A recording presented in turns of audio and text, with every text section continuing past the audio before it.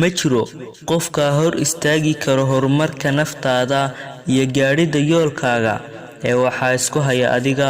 haddaba si aad u maamusho nafsadaada bar sidii ay xamaasad ugu qabi lahayd uguna dhiiranaan lahayd, sidii ay u rumayn lahayd yididiiladeeda iyo yoolalkeeda ka dhex guuxaya maskaxdan yar ee ka hooseysa jidhkan daciifka ah. haddaba walaalkayga ama walaashayda daawadayaasha ahow, haddii aydan la tartamayn fashilka iyo guuldarrada, marnaba ma guulaysan doontaan. sababta oo ah fashilku waxa uu ka mid yahay duruusta nafsaaniga ah.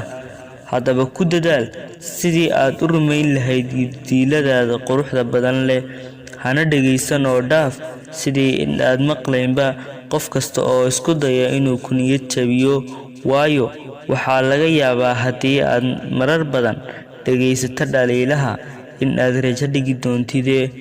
ugu dambayn, waxa aan ku leeyahay, ma jiro cid kaa hor istaagi karta hadafkaaga aan ka ahayn adiga nafsadaada.